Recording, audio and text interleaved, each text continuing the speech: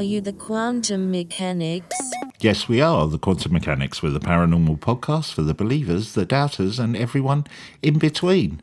And we got a big shout out for a new Patreon this week. So thank you very much to Samuel, who's joined us at patreon.com/TQM pod. Really appreciate it. Thanks for joining our community. Thank you very much. Yes, he'll be getting episodes a week early and ad-free, access to the Discord, and the community, all the other stuff that we do on there. Well, the other thing he'll get, which is going to be exciting this week, is Ben and Peter's Extra Scoop. Oh, that's right. Yes, the Extra Scoop. Which is our exclusive episode. So we mentioned it briefly on the main podcast, but we went into more detail on the Extra Scoop. Ben and I tried out casting a spell on each other. A kind of innocuous, light-hearted type spell, I hope. I don't know what Ben set on me, and he doesn't know what I set on me. We've had a look at the... And that is why you are a frog. Yeah, exactly. And so, yes, we'll be talking about that. I don't know whether it's worked on Ben, but weirdly, it has worked. My spell has worked in a way I wasn't expecting. So we'll go... That's a really teasing thing, but we'll talk about that more on Ben and Peter's Extra Scoop. Excellent. Well, yes. I am going to take us to a place this week which follows on from... So you remember Sam the Sandown Clown, of course. How could I forget it's Sam our the favourite Sandown Clown? It's probably our favourite story. Yeah. And it's when we have these entities that are not necessarily extraterrestrial. You might consider them to be sometimes. They're more high strangeness. Yeah. And so I'm going to take you to a place. So this... Well, you'll find out what this story is, but... This is related to what the victim, I suppose you'd call him, refers to as the Toothfairy or the Harlequin. Oh, nice. So I'm going to do a little setup for you so that we will sort of end up back here. Okay. But April 29th, 2010, somewhere in Wisconsin, there's a man who's sitting on a lonely, dark park bench.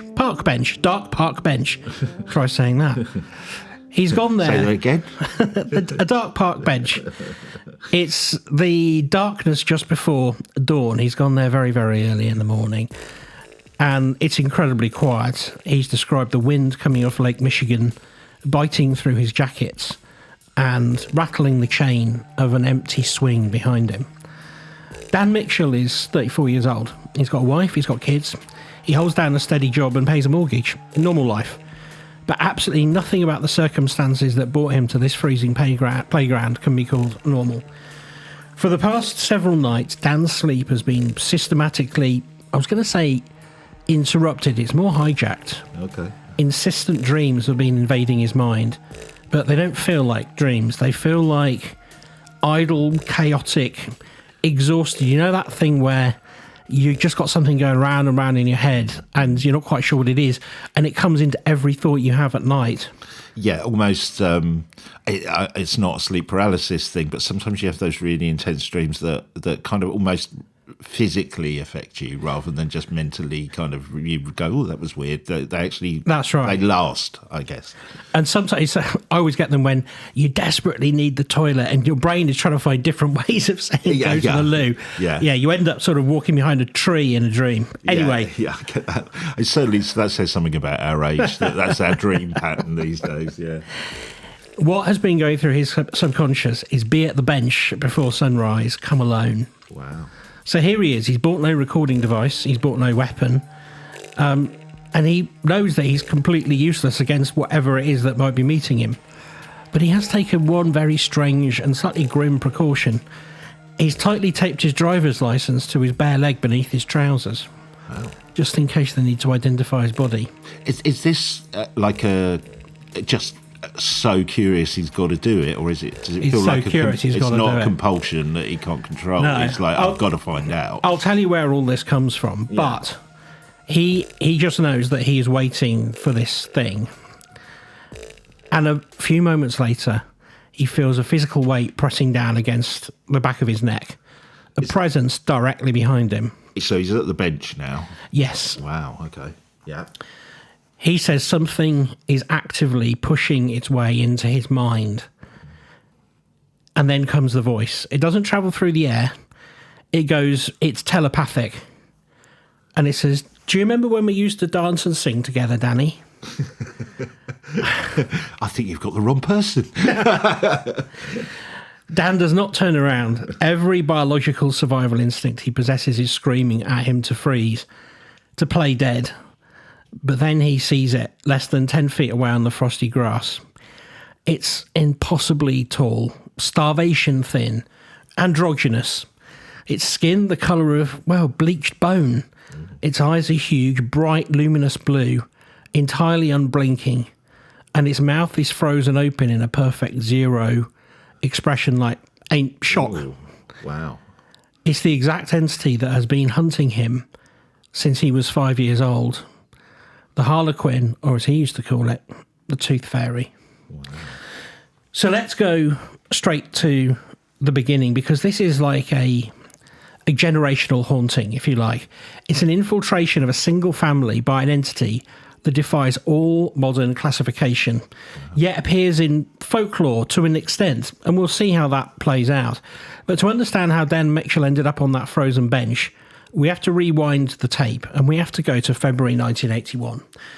We're in a working-class Polish-American neighbourhood on Milwaukee's south side. It's a brutally cold Midwestern winter, and inside this fairly modest flat, 5-year-old Dan Mitchell is asleep. Dan's first memory of the Harlequin is simple, and it's almost mundane in how profoundly strange it is. He woke up in the middle of the night, the house was dead silent, but as his eyes adjusted to the dark, he realised that there was something standing at the foot of his bed. See, this sounds very much like an alien type of abduction, doesn't it? It does, yeah. But his first memory is that he sees this thing, again, extraordinarily thin, tall, and it does strike him that he can't work out whether it's a man or a woman. It's got this lithe appearance. It appears to be sort of slithering, he puts it. But it moves in an unsettling way. He can't determine whether it's got footsteps or not. It glides in a way. Wow. He says when it moves its arms and its head, it's like a theatre actor performing an exaggerated pantomime. So we've seen this before, this kind of like puppet-like movement. Well, it's almost like you said, pantomime, almost comical. And I see where the connection with Sam, the Sandown Clown, comes as well, because there was an air of that about Sam, wasn't there? Yeah. Yeah. Now he says, "Who are you?" And it presses his head right up against Dan's ear. And Dan doesn't know whether it whispers or whether it's in his head, but it just says, "Toothfairy." So we need to slightly unpack this, because in the 21st century, when we hear Toothfairy, we hear like benevolent, Disney kind of spirit, wings and a wand. But if you strip away that Disneyfication, the Toothfairy is a nocturnal entity that slips into your bedroom while you're completely vulnerable and unconscious. It takes a piece of your body, basically a human bone, and leaves a shiny trinket in exchange. It is, as the author of this book points out, it's a transactional fey bargain. Yeah, I thought of it that way. What Dan saw staring at him had no wings.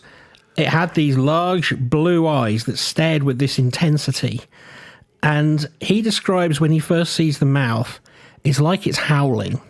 Wow. So that round mouth that you described on the bench, it's very similar. Yeah.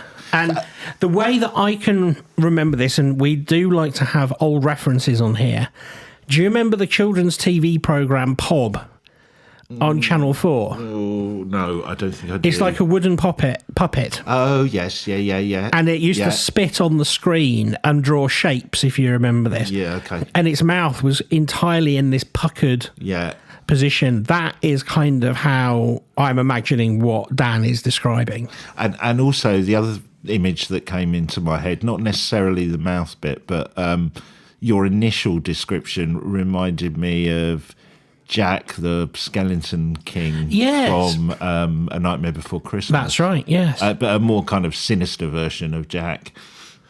Yes, yeah. That is pretty, that movement. And the skinniness and the white, the bone, It's interesting, the Toothfairy connection with it almost having a bone white appearance as well. Interesting. Yes. But the other thing so we've kind of got that Toothfairy thing where, it's almost implying something. That is kind of what, Dan doesn't reach that conclusion because he's only 5. Yeah. But the other thing that makes me think about, not the Toothfairy, but the Sandown Clown, is it wears theatrical clothing. It's got patchwork fabrics. It looks like he describes a medieval court jester. Right. Wow. And when it visits him, because this isn't the first time, it circles Dan's room, it spins and it poses. So it's like an actor, it'll do a little pirouette and then crouch in the corner and then spring up as if it's, just having a bit of fun. It communicated through this series of mesmerising movements that the 5-year-old Dan sort of says he understood in a way that a dreamer understands the illogical rules of a dreamscape. It's like giving him this pantomime, and it gave him instructions, things that he would have to do. And sometimes it pointed out you have to do them when you're older. Now, Dan doesn't remember what those things were. That part of his memory has been obscured, locked away behind this kind of... He put it behind, he describes a mental wall, because he said it was too terrifying. But what he does remember was one detail about the creature that started to emerge, because as it became more and more familiar with Dan, it would get closer and caress him and start touching parts of his body. Okay. And the hands, this is the weirdest thing, the hands, they don't look weird. They look exactly like his mother's hands. It's as if the entity had studied the family from the outside, observed his mum's movements, memorised the shape of her fingers, and adopted her features as kind of a twisted disguise to put this child at ease. So it was like a failed attempt at camouflage. Right. But he sort of says, when I described them as being my mum's hands, they were my mum's hands. When the next morning came, Dan told his mother about the terrifying clown. She did what any exhausted parent would do. Just burnt her Harlequin gear. That's right. Yeah, she revealed her skeletal bone wire hands to him and said that she'd done a deal with the devil and swapped her digits. No, she thought it was just night terrors. What that was going through my mind. If we go with it as something that really happened rather than something in his mind, if you were an entity, if you go, I've been abducted by aliens, it was an alien grey, or it looked like this, okay. If you go as a young child, oh yeah, it was wearing a Harlequin outfit, looked like a court jester, was kind of spinning around the room. It's almost a camouflage that people wouldn't believe. Do you know what I mean? Yeah. And I think that's probably part of it. Yeah. It's very Roald Dahl-y. Yeah, very Roald Dahl, yeah. And it's also, like you say, that element of disbelief, because the more ridiculous it is, the less your parents are going to believe you. And I think in a way that's why Sam the Sandown Clown is so intriguing, because it's ridiculous, isn't it? Sam the Sandown Clown's ridiculous. This creature, this appearance is ridiculous. Yeah. No one's going to believe that, right? This one does get more ridiculous. Oh, that's really? one of the Wow. reasons I enjoyed reading it. Yeah, Okay. It gets crazy ridiculous. Okay. So this becomes a routine visitation every night. The Harlequin dances around. He does this strange sort of performance art to the child. And Dan hasn't really got anyone to tell. He can't tell anyone at school. I mean, what are you going to do? Say to your classmates that a strange man comes into your room at night? I mean, It doesn't sound right. But then, in the spring of 81, the Mitchell family is gathered around for dinner. Mum, Dad, Dan, and his brothers. Completely normal evening meal. Plates are clattering, people are talking, there's nothing wrong with it. And suddenly, Dan's dad stops eating. He was, by all accounts, a tough, no-nonsense Polish-American guy. I'd said that's where they came from. He didn't scare easily, but right now, his face drains of all colour, and Dan says he still remembers now. He turns this grey, and he says someone's walking around upstairs. The family freezes, and all of a sudden, there's this thud, thud, thud, which can be clearly heard from upstairs. These deliberate footsteps, but again, Dan says he can tell it's not just walking. You can tell it's irregular. It's the dance. and it's directly above their heads in a permanently empty second floor of their home, second floor room, above where they're eating.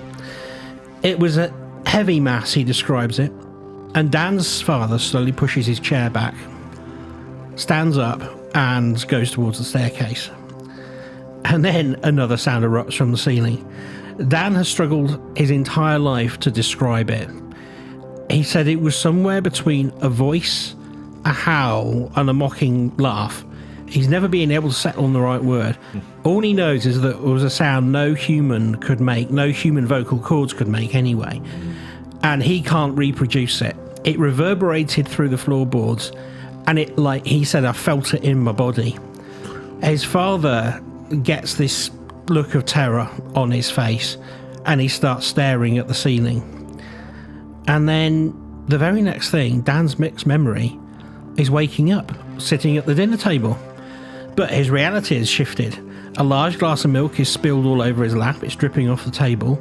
He looks up, the rest of the family's eating. They're completely silent, moving their forks to their mouths with dead, robotic precision. It's as if an unseen director just said action on a movie set. That's the way Dan describes it. Right, okay. No one speaks of what just occurred. No one acknowledges that there was missing time. No one mentions the laugh, howl thing, or the milk, or the sheer terror that was on his dad's face. The milk is the weird bit in that. Yeah. Because you could start building a skeptic picture that this person is having hallucinations or schizophrenic episodes or whatever. But if you spilt the milk, then people would go, what the heck is going on? Why have you spilt that milk? But it sounds like it was almost like that didn't happen. Well, this is very much exactly what he is thinking. Is like, he does describe it as feeling like he's been inserted onto a set. And he speculates at the time, he speculates looking back at the time, I should say, that perhaps those people weren't members of his family. Right. And just in that moment, and he was being fed an illusion. So just like... There's two references to this that I can think of. One is Aliens, where we've spoken many times about the screen memories of either deer or owls at night. And the other one is the mimic effect. And usually mimics are in sound only, but we have had cases where mimics are, they completely replicate the human, but not exactly the same. In this case, Dan doesn't know whether what he saw was real. Not that it's an imagination, but as I say, whether these things were there and the rest of his family had been taken. Yeah. So he is then left with this really perplexing problem. Who is he going to tell about this? And he has to carry this burden, and he does. So he would confront his father about that night. Years later, he brought it up, hoping for validation. But this is what's weird. His dad, again, goes wide-eyed, starts to look a bit panicked, and refuses to discuss it. He shuts the conversation down entirely. Wow. But this terrified look speaks volumes. You see, Dan comes to believe that the family had known about the visitor all along. Right. They were just too terrified to look at it and to acknowledge the Harlequin was to invite it in.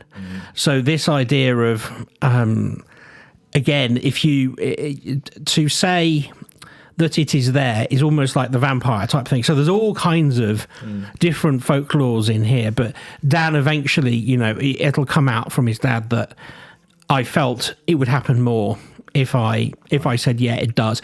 And if we start discussing it, this thing's going to do something else to us that's going to be more terrifying. It's almost like living in a kind of paranormal prison. Yeah, absolutely. Yeah. In an interview in 2020 on the Liminalist podcast, Dan Mitchell refers to these overlapping phenomena as weaponised anomalies. So events explicitly designed to hijack his mind and bend perception of reality until it breaks. So first of all, you got this dancing weird character who says he's the Toothfairy. that comes every night and he can't talk to anybody about it. Then he has this interruption at the dinner table. Then there's this sound. Then it's all presented as normal again. It's like it's messing with him. It's a form of gaslighting, if you will. Anyway, let's go back to summer of 84 now. And Dan is 8 years old. He's sitting on his front porch with the neighbourhood friends, and it's a blindingly bright summer afternoon. Then, without any warning at all, the sun goes out. It's not a cloud, it's not an eclipse, obviously. Something massive, structured and geometric moves directly between the sun and the street, and it puts the entire neighbourhood into a cold, artificial light. So, like an eclipse, or not as extreme? No, like a spaceship. Yes, but the effect was blocking the sun. It turned day to night, or yes, it's an artificial twilight. Yes. And he says it's all cold, and the street has descended into absolute chaos. There's people running around everywhere. People are like coming out of their houses, looking up, screaming. There's parents rushing up and collecting their kids. One mother is sprinting up and down the sidewalk, shrieking her children's name at the top of her lungs. This is a big memory for him, staring at the sky as if her kids have literally been snatched into the air. Wow. Dan carries on sitting on the porch, and as this apocalyptic panic unfolds, he feels completely detached from it. He's experiencing profound disassociation. He watches the screaming parents as if a film reel from behind a thick pane of soundproof glass, is the way he puts it. And then the reel snaps and the film burns out, and it's the next day. Dan tries to remember what had happened, but the memory of the massive object, the twilight, the screaming mothers is all gone. When he thinks back to what happened the day before, and he can't remember going to bed or anything, this is just a jump scare. Right. This is what's so weird. In its place is a memory of a water balloon fight. A bright, sunny 80s afternoon water balloon fight with kids laughing, splashing water, parents joining in. He said it was like a Coca-Cola advert. Right. And nobody remembers the blacked out. No. Nobody remembers that. No.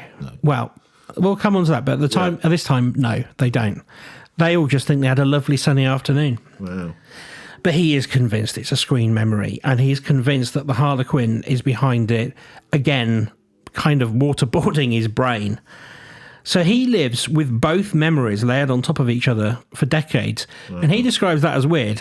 So if you think about a day that you can remember, it was both terrifying and a huge spaceship was there. It was also really fun, and you were playing a water fight with your parents. Wow. So he lives with these two memories for years. This kind of hollow, artificial memory of the water balloons, and the raw, jagged memory of this geometric shadow and screaming mothers. And he kind of knows that one of them is real and one of them isn't, but his brain can't twist its way around that. And, I mean, how old is he? He was about 8. He's 8, yeah. Okay, we'll probably get onto this. At some point, he must feel he's going mad, right? He does feel like he's going mad, but he's 8, so he doesn't really have a reference point. Yeah. But as we're looking at this, we keep sort of looking back at how it appeared to Dan and what happened to Dan. In 2012, Dan finally got proof that this was an artificial memory, because he tracked down the childhood friend who'd been sitting with him on the porch that day. He hadn't seen her for years, and he asked her what she remembered. And the thing was, she remembered everything. She remembered the massive object. She remembered the screaming mothers. She also had that jarring into normalcy thing. Now, Dan was really excited about this because this is the first time he's got anybody to corroborate with him that what he actually saw is real. And did she have the screen memory as well? Same screen memory? She did. Yeah. She was the one, so they both agreed. So Dan had always thought it was like a Coca-Cola advert. She came forward and said, hey, it was like a bubblegum or Coca-Cola advert. They both had this idea of watching it on television as if it weren't real. They both saw it as like an advert. So he's excited, and he begins filming interviews with her, eager to document the truth and prove he's not insane, basically. Yeah. But as soon as the camera rolled, this thing pushes back at him, and this is awful. His friend becomes the target of a campaign of basically supernatural harassment. She begins receiving phone calls in the middle of the night, and when she answered, an elderly-sounding man would be at the other end of the phone.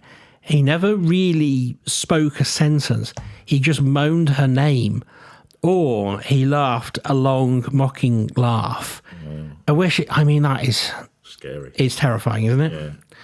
She also got strange cryptic notes left under her car's windscreen wipers. The doorbell would go off violently at 3 a.m. When she looked out the window, of course, there was nothing there. She was terrified for her life, but she was also worried for the safety of her own child. Yeah. And she began to experience her own mental breakdown as an adult.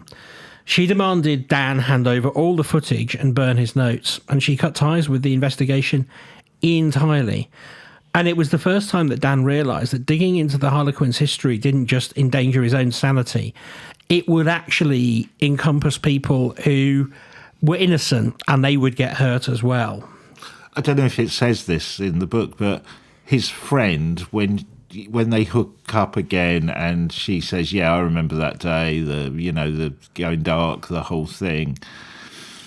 Did she, like him, right from the get-go, have a kind of dual memory of that day? She did. Yeah, okay, right. So She did. Literally the same experience as him. Yes, but she didn't have any experience of the Harlequin character. Right, she had no Yeah. No. This was the first time it happened to her.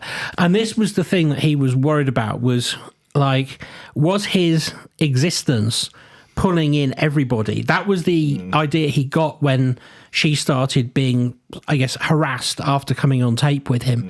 He felt like she was being affected because he was infected, I think is the way to put it. Yeah, that's a good way to put it.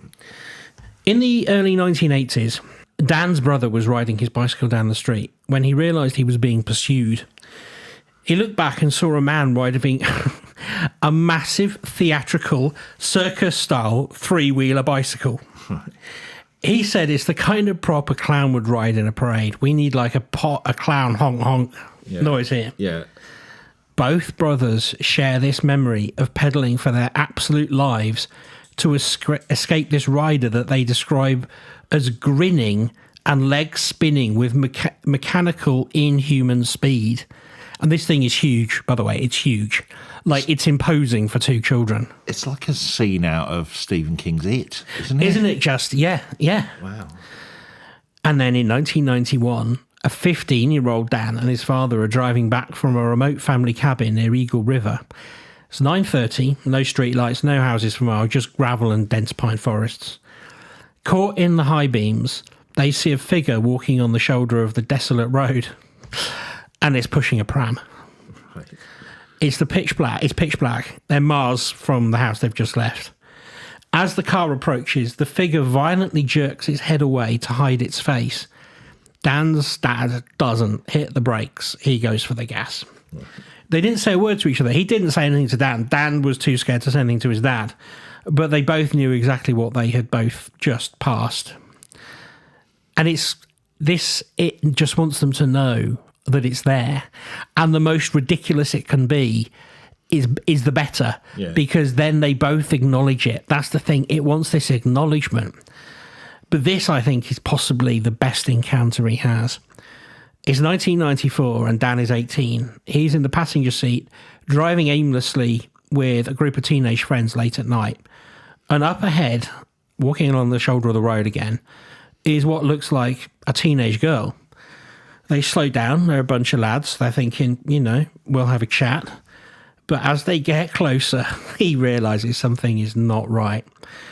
The girl's movements are entirely wrong. She walks again, he says it's that cheap animation, like South Park, stuttering, mechanical. Right. And she moves like an entity, he describes it, who's read a book about how human joints are supposed to bend, but has never actually tried it before. And this is she's wearing an incredibly bad blonde wig. It sits unnaturally high on her head, looking like a mop draped over a melon, and her limbs are massively too long. As the car rolls within 20 feet, Dan sees the face. It's this mask of pale white skin, the huge blue eyes, the screaming O face. Wow. It's the Harlequin. It's wearing a crude, mocking disguise of a teenage girl. It looks him right in the face. It looks him right in the eyes, I should say. Dan's friend panics, of course. Yeah, go on, sorry. No, I was going to say Dan's friend panics and he goes to accelerate away, but the car dies. The engine just completely cuts out. Again, this is kind of UFO type lore. He describes it as like the car is moving perfectly fine. They're doing about 30 miles an hour, and then there's just nothing. The car is just dead. The headlights go out, the radio goes out, and the car rolls to a silent halt in the road. The Harlequin turns its body. It begins walking directly towards the car, and it gets closer and closer and closer. There is a car roaring down the highway, and he thinks he's looking at another car. Then he realises he's looking at his own car, and he's pulled back into his own body. And again, he's just driving along in the car. He has this out-of-body moment. Wow. As he thinks, the thing's going to get me, the thing's going to get me. He sees some more headlights. He thinks we're going to be saved. He's in that car. Isn't that weird? So weird. While you were describing that, I just thought it's almost the perfect horror movie scene. Oh, yeah. Isn't it? I was thinking of, Freddy Krueger, A Nightmare on Elm Street. It's like, oh no, it's him in a blonde wig pushing a pram, or it. Stephen King's It. It just the way the whole thing is structured. You mentioned this idea of him thinking he was in a commercial, a TV show, whatever. There's so much about this that is almost pure, movie drama, isn't there? It is, and I think this is why Dan was so keen to tell everybody about it and bring other people in, because otherwise it sounds like he's manufactured it. I think in other interviews I've seen with him, he is quite aware that there are people who have been criticised for telling their own story because people have suspected it to be fake and have tried to expose the fakery. So I suppose Amityville Horror is a good example of you write a best-selling book and then suddenly people start questioning, well, did those things happen? Dan really expects this to happen to him because, like you said at the top, the more obscure and weird this gets, the more people are like, oh, come on. Yeah. Because they try, what is the end point to this? Yeah. What entity? Like, the questions that go through Dan's mind are the same questions that go through your mind, my mind, everybody listening. Where does this strange creature go and get an ill-fitting wig? Yeah. I mean, I know it sounds like a trite question, but where does it go and steal one? Has it made one? Yeah. Like, none of it makes any sense whatsoever. And it's that strangeness, in a way, like I've seen other commentators say this, it would be less scary if it has improvised a wig with a mop, like it had stolen one. The fact it's a real wig and it's taken the effort to look like a teenage girl because it knows there's a group of teenage lads about to drive past in a car with Dan in it. And it's like it's baiting them in. It's baiting them to dare them to look at him.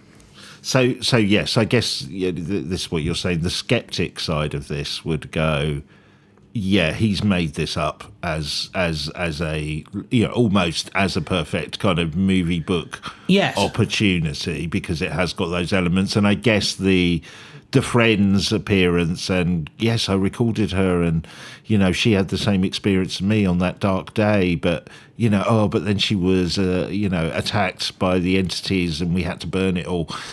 Kind of convenient, you might say, if you were a skeptic. That's right. And then the other side to it is, I guess the other skeptical angle would be, is he suffering from some kind of schizophrenia, I guess, or some kind of mental illness? Yes. I'm not saying he is. I'm just saying that must be the skeptic pushback. Well, right? I think for a while he thought that. Yeah. That's why he was so excited and enthralled when that woman said, oh, yeah, I remember the same thing as you. But whilst we're in this car screaming away from what they've just seen, his friends in the back seat are in what he describes as unhinged hysterics. The guy who's driving is gripping the steering wheel so hard his knuckles are white, and one of the boys in the back has literally wet himself in terror, literally. Wow. And they don't remember it. No one knows how they escaped. No one can account for the missing time between the entity approaching the window and the car speeding down the highway. When Dan is dropped off at his house, the friends don't even say goodbye. He just stares blankly through the windscreen, his hands trembling, and once again, they feel like they can never speak about that night. So when they try and have a conversation about it, it's like all the memory has been pulled out of their head. And you know how you were saying, like, well, it came up a couple of weeks ago. You could see a UFO in the sky, and then you just going to go to bed. It's the same deal. Yeah. It's the same deal. Feeling. Wow. Okay. But I guess it comes back to that question, that incident with the wig and the teenage, pretending to be a teenage girl. You just come up with the question, why? Why? What is the purpose of all that for the entity? There is no... You can't work out... You can work out what the modus operandi is, which is this kind of gaslighting. Yeah, but the motive... But and the end point is completely unfathomable. Yeah. Like it is with most of these things. But what is it getting out of Dan? There's only one thing that Dan can think of, and that's the only thing that I can think of as well, is it's cultivating its own food. The fear is what keeps this thing... Like an energy vampire. Yes, like an energy vampire. And that is very different to Sam the Sandown Clown, who always felt benign. This set feels very malign. Well, I guess it depends what energy you're trying to take. Because Sam, you could argue the Sandown Clown was, humorous, fun, joy. Maybe that was the energy Sam fed off, if you're going to go with it. Yeah. Well, Dan tried to do what anyone would probably do. He tried to ignore it. He grew up, got married, had kids of his own, and he sort of built this... I described it at the beginning, and he keeps going back to it, this fortress of normalcy around himself. But he says that he really feels the Harlequin is ancient and is endlessly patient, and he thinks it goes after bloodlines. And this becomes clear later on. So Dan's daughter, she begins complaining about her bedroom. She's waking up in the dead of the night. She says she feels something that's in the corner of her room, and she describes the exact same feeling as he had back in 1981. She's describing the same things. She's a small child. She's saying the same things he remembers feeling. Right. But then something really strange happens. In 2004, Dan's wife has a face-to-face encounter with the entity. Oh, wow. And it was so deeply traumatizing that Dan has refused to share the specific details publicly, only stating that it was enough to convince her that her husband's lifelong nightmares were entirely and terrifyingly real. But the breaking point was the daughter, because just 4 years old, she was completely isolated from any of the stories that her dad had said. She comes into the living room one morning and casually describes the strange tall person who started visiting her bedroom at night, who gets into my head. She describes the silent pantomime. She describes the fact that he describes himself as the Toothfairy. It's the same exact deal. And they have been, as you can imagine, a 4-year-old. She's never been subject to any of the terrifying stories that Dan has said. Can you imagine as a kid, if one of your teeth falls out, you'd be terrified, wouldn't you? You'd always want all your teeth, your baby teeth, to stay in. I don't want to, you know what I mean? Well, exactly. You can't really say to her that the Tooth Fairy is coming into your bedroom. I mean, he does have all of these thoughts about... Because I think we would as well, right? Well, a 4-year-old, you could just say, well, I'll sleep in her bedroom for a couple of nights, or I'll go in there at 2 a.m, or I'll wait until there is sound coming from the bedroom, rather like his father heard back all those years ago. The trouble is it can never be caught, because every time they try and do something like that, it doesn't manifest. It knows when they're there and is not going to do it when they're there. So they try all they can to kind of convince this child that the bedroom is safe, but to no avail. She still describes this thing happening. And this phrase, "he gets into my head," is what really gets Dan, I think. So he begins looking for answers, and he starts going through history books and mythology texts. He also, interestingly, looks into his own heritage, because he realises this is probably tied into his bloodline, and he's looking for a reason for that. And he finds out, much to his surprise, that his grandmother was deeply tied to Scandinavian culture and Norse mythology. So she believed that she had ancestors from that part of the world, but she also practiced, well, they're not quite sure what she practiced, some kind of religion. But he says that he remembers her having, when he started looking up Norse mythology, he realised that some of the artefacts she had in her house related to that. So rune stones, and nothing you could put your finger on, but some things like, okay, this seems familiar. You can put your finger on a rune stone. Well, you can. And this next bit is going to interest one of our Patreons very specifically, because when Dan researched the ancient trickster gods from that Norse mythology, one name struck through, and that was Loki. Loki again. The shapeshifter, the androgynous being who moves between worlds, the god who defies all human categories, who wears crude disguises, who plays devastating psychological games with mortal trickster. lives for his own amusement. Yeah. This is what he begins to believe it is. That's the motive. It's just a bit of fun. Well, so he thinks his grandmother had opened a portal to Loki. She thinks that she was somehow trying to manifest him, and she did. And she got rather more than she bargained for. Thanks, Gran. Yeah. But there was another encounter that kind of solidified this thought for him, at least a little bit. In 2009, Dan and his wife were living temporarily in a Milwaukee suburb, just a few blocks from where it all began in his childhood home. Early one morning, it says it's about 6:30, Dan is down in the basement, and he hears this polite tapping at the door upstairs. Dan froze. As he listened, the tapping repeatedly escalated. It went from a polite knock to a frantic, desperate pounding, the heavy rhythmic thud of someone trying to break down the door. So Dan grabbed a heavy pipe from the basement, crept up the stairs, and approached the back door and looked through the glass window. And he sees a figure walking away, heading towards the alleyway. It's wearing reddish-pink trousers rolled up to the knee. Of course it is. Penny loafers with no socks. A winter coat that was covered in bizarre hand-sewn theatrical ruffles. A black winter cap. And Dan could see bright yellow strands of an incredibly cheap fake blonde wig. Oh, come on. It walked with that same exaggerated performative gait. Wow. And as it rounded the corner of the garage, the entity turned its head just a few inches for Dan to see its profile. This time, though, he saw empty, massive eye sockets, and the mask-like bone-white skin was evident through these sockets. The mouth was frozen open again.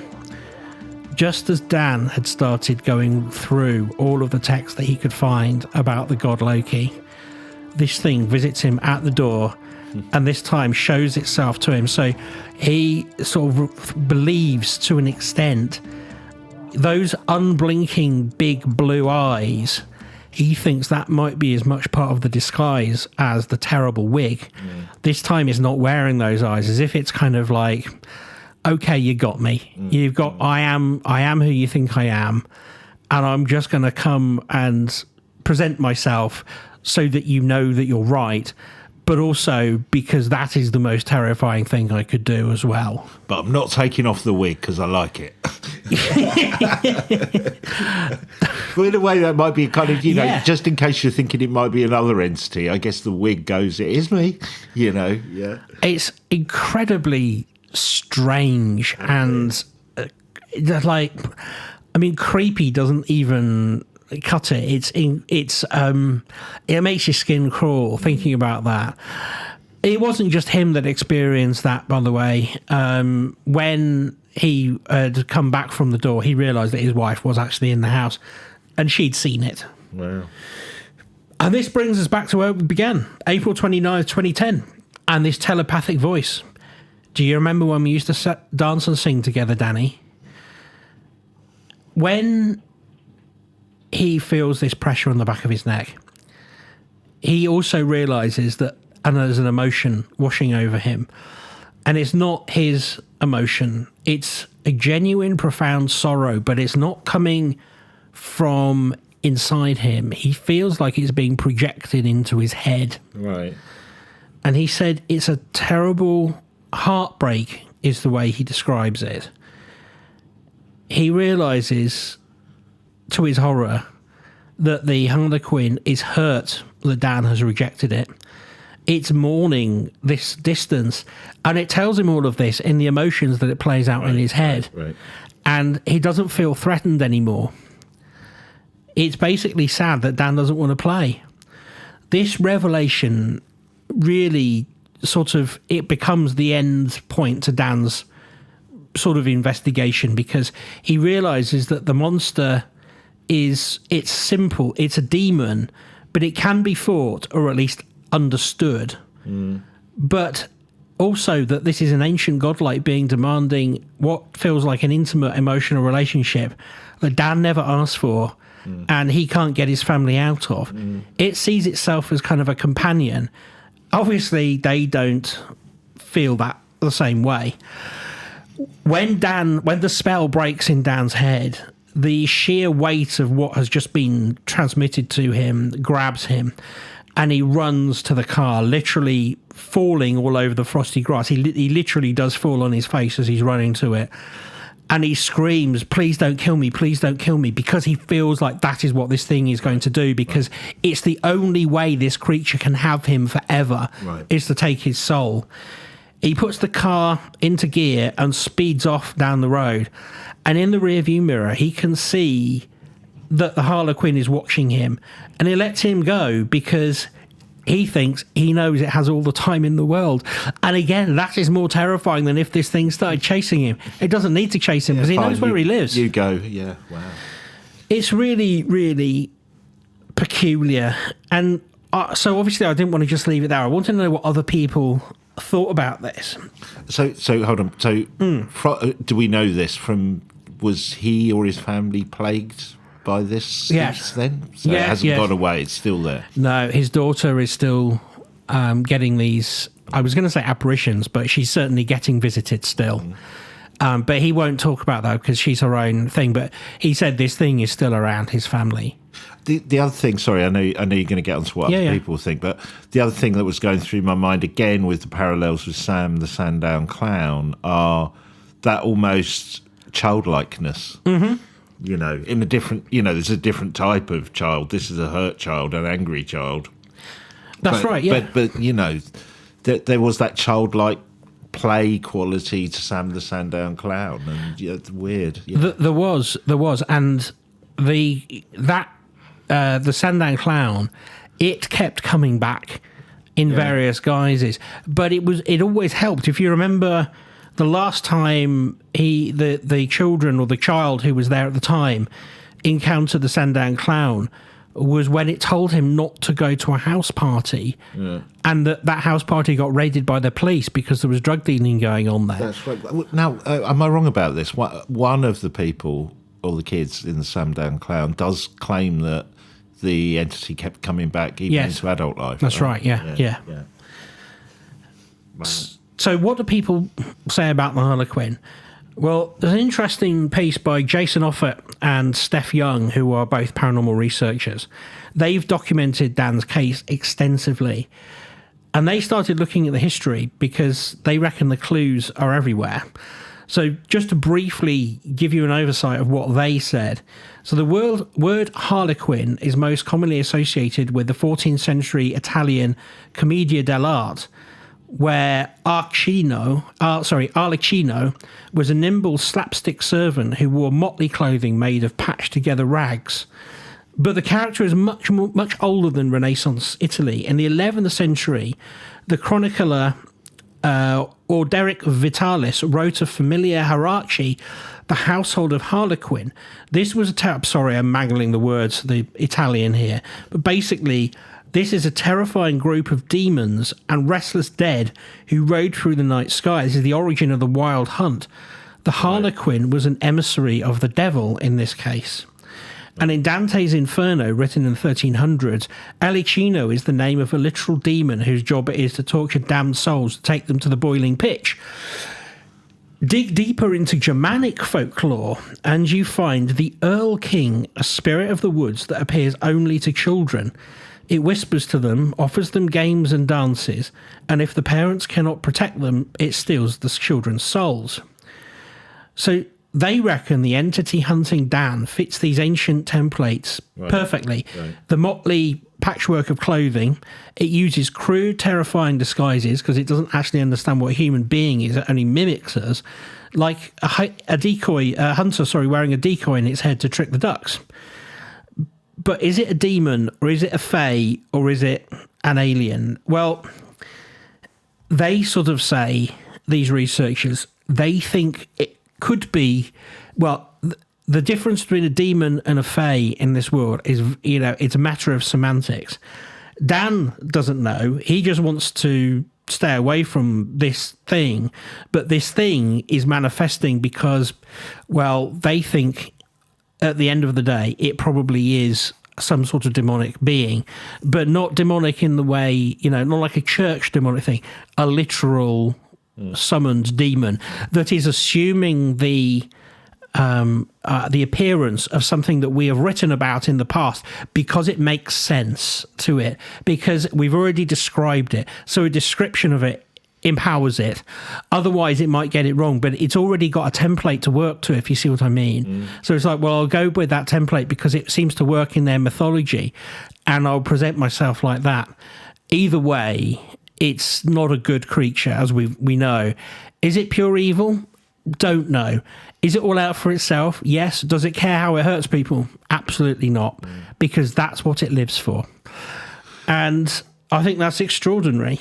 The other thing that crossed my mind on that, and I know we follow this route a few times, but I was thinking, especially when you were describing the adverts and the movie scenes and all that kind of stuff around it, that if we go with the concept of a simulated reality, and I think we did an episode where, based on an academic paper that suggested if there was one, it would be some kind of historical reenactment. So, our life is a historical reenactment that people can get educated by or interact with.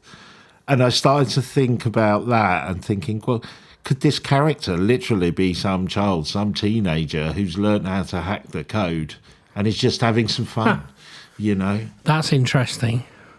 Yeah, I don't think anyone's thought about that. But you know what I mean? It would make sense of, just messing. Using it just in a way you're not supposed to do, and somebody at one time would go, well, we found somebody who'd hacked into the code and has been messing about with this person called Dan, poor old Dan. Yeah, so he's basically being played like a character in Sims. Yeah.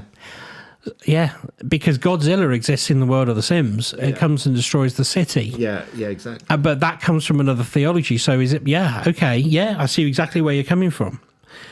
It's interesting.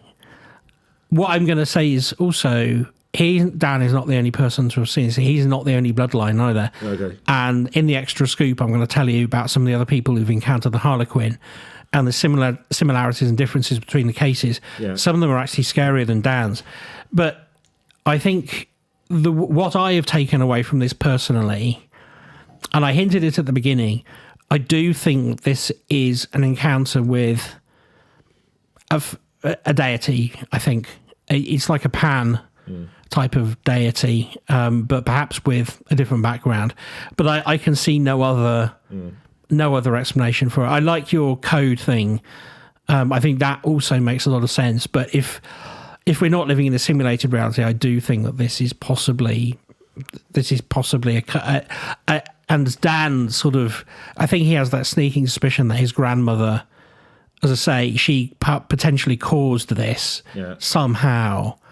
And I wonder whether, I don't know, something lit up on the ethereal board and they just said, right, well, let's go and play with them then.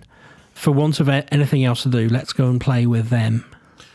I guess, again, just... and I'm going to talk about the skeptic side really because of, let's go with the fact that this happened to this person. I feel so sorry for them if it is a real thing, because it's pretty easy for the skeptic side to come against this, isn't it? Because if you think about it, from how you've told the story, there may be more. It's all coming from Dan, right? Everything. So either, it could be a delusion that he believes or deliberately is putting out there.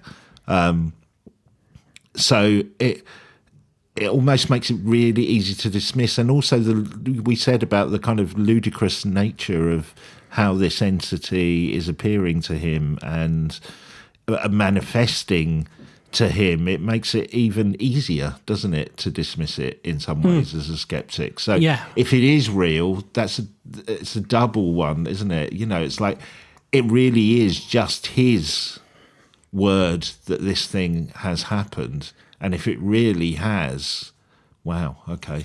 Well, it's also his wife, his friend. But does she talk about it, or is he just relaying that they've said that? His wife, you mean? Yeah. Oh, she has spoken about it, yeah. Okay, she's been interviewed. Yeah, and the friend has as well. Okay, so there is some collaboration. There is some collaboration, yes. Okay. Wow. Yes. What an interesting case. I've never heard anything like that. I mean, that ridiculousness, I think he really does come into things, and I do think that the entities that play with us feed on it. I think I mentioned it's a very dark thing to mention, but there was a case a while back that I brought up where there was a number of visitations happening to a child, and one of the ones that was reported was particularly disturbing.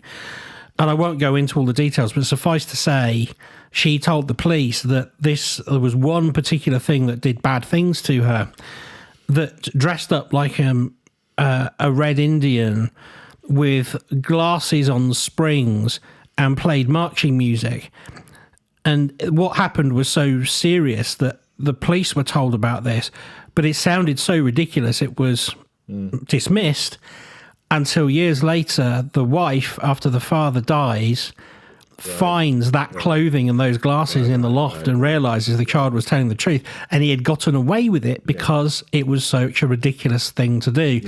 And I think that potentially is the case here. But you also got to think about, if we don't go down those dark realms and we stay a little bit lighter, we go with the Men in Black. They are often described as walking with these animatronic type, as if they aren't real humans, and wearing terrible makeup and wearing ill-fitting clothes. Once again, it does feel a little bit like that. But again, it's just an archetype that maybe is being fulfilled by something else, which is trickstery. Well, there is something more terrifying about it in a way, being ridiculous, isn't it? Something scarier about it being ridiculous. That's wow, okay. Yeah. I want to meet Sam, the Sandown Clown, rather than that one, I think. The Harlequin I can avoid, I think. Yes, I don't want to do that either. Well, over in the Extra Scoop, we're going to do our spells, and I'm going to tell you about a couple more of the stories that relate to what we spoke about this week. Great. Well, come and join us there at patreon.com/TQMpod, or click on the link in the show notes. Next week, I am going to be going into some psychokinetic stuff. I've got a really interesting person that we're going to talk about who... we're not talking about bending spoons or moving kind of metal balls across the table. This person, if we go with it, could bring down planes, could make volcanoes erupt, could change weather patterns. Yes, kind of known as the king of psychokinesis. And he also claimed that it was a gift given to him by aliens. Doesn't Uri Geller say that? He has got some connection with that. Yeah. So, but it's a very interesting story. So come and join us next week for that. But if you can join us, I'll be there. Extra Scoop. Yeah, Ben will be there. We'll see you next time. Take care. Goodbye. Take care. Bye.